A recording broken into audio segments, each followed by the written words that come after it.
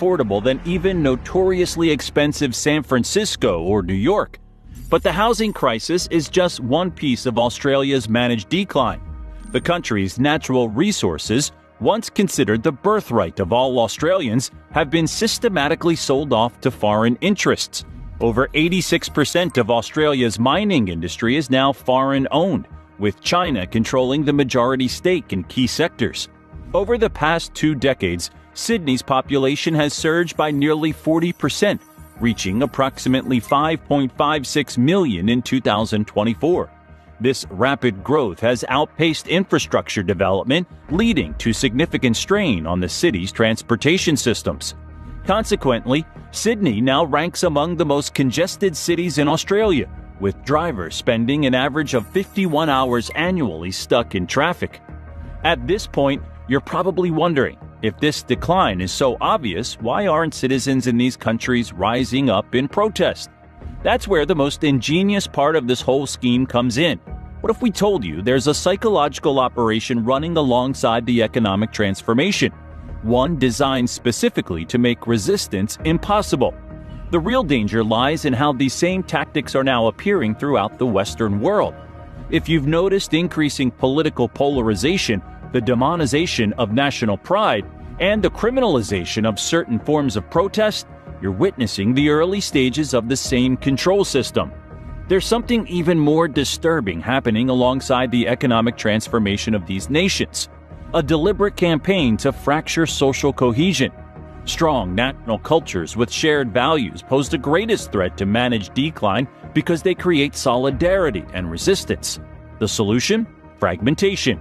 In all 3 countries, we've seen unprecedented efforts to reframe national identities as problematic or outdated, replacing them with competing interest groups.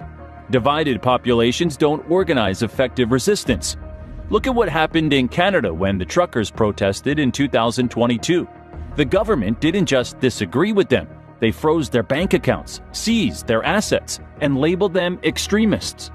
In Australia, when farmers protested against climate policies that threatened their livelihoods in 2023, the government deployed surveillance technology originally developed for tracking terrorists. And in Britain, the 2023 Public Order Act gives authorities sweeping powers to shut down any protest deemed disruptive, a term so vague it can apply to virtually any meaningful demonstration. The messaging is carefully crafted, too. In all 3 countries, government-funded media push identical narratives. Homeownership is outdated, national sovereignty is xenophobic, and opposing mass migration is racist. Anyone questioning these narratives finds themselves algorithmically suppressed on social media, excluded from mainstream platforms, and in some cases, investigated by authorities. Australia has perhaps gone furthest with its Online Safety Act, giving the government unprecedented power to remove content deemed harmful, a term so broadly defined it has been used to silence economic criticism. While no official takedown order has been confirmed, online commentators have alleged that videos critical of foreign ownership, particularly those highlighting Chinese stakes in Australian infrastructure, have quietly vanished from major platforms. One such viral video, which had amassed over 3 million views and cited only publicly available corporate filings, disappeared from YouTube without warning. Whether it was removed due to algorithmic enforcement or flagged under broad harmful content guidelines, the effect was the same: dissent erased. These tactics create what psychologists call learned helplessness. When people experience enough futility in changing their circumstances, they stop trying altogether. But are we really helpless? That's where the story gets interesting. Because if you think the situation is bleak now, wait until you see the final phase of this plan that's already being set in motion. The end game isn't just economic restructuring. It's the complete transformation of Western democracies into controlled, feudalistic systems where citizens own nothing and corporations own everything. In Canada, the 15-minute city concept is being implemented in Toronto, Vancouver, and Montreal. In theory, it sounds benign. Everything you need within 15 minutes of your home. But in practice, it's about restricting movement and monitoring citizens. Toronto's pilot program already includes climate permits, limiting car usage to certain days of the week. In the UK, the Bank of England launched a CBDC pilot program in January 2025, with plans for full implementation by 2026. These central bank digital currencies will give governments unprecedented control over how and where you can spend your money.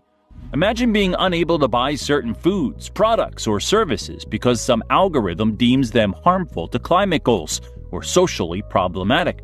And in Australia, the Digital ID Act passed in February 2025 creates a mandatory biometric identification system ostensibly to streamline government services. What they don't mention is that this system will track every interaction with government services, health providers, and financial institutions, creating a social credit infrastructure that mirrors China's controversial system.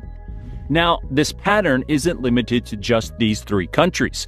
The same warning signs are flashing across the Western world. Let's look at what's happening in the United States, for example. In 2010, the U.S. homeownership rate stood at 69%.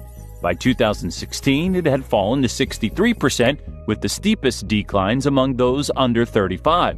Meanwhile, since 2020, institutional investors have purchased over 35% of single-family homes that hit the market in major metropolitan areas. For anyone living in Phoenix, Atlanta, or Charlotte, the transformation is impossible to miss. Nearly 1 in 3 homes in some neighborhoods are now owned by Wall Street firms and investment vehicles, often paying 20 to 50% above asking price to outbid individual families. BlackRock, Invitation Homes, and other institutional investors now control over 300,000 single-family rentals across the fastest-growing cities. But here's where things get even more concerning. These same investment giants received unprecedented Federal Reserve support during the 2020 financial interventions, effectively accessing billions in near-zero interest loans unavailable to average citizens. They then used this cheap capital to buy up housing at scale, creating artificial scarcity that drives up both property values and rents. The manufacturing sector tells a similar story worldwide. The U.S. has lost nearly 7 million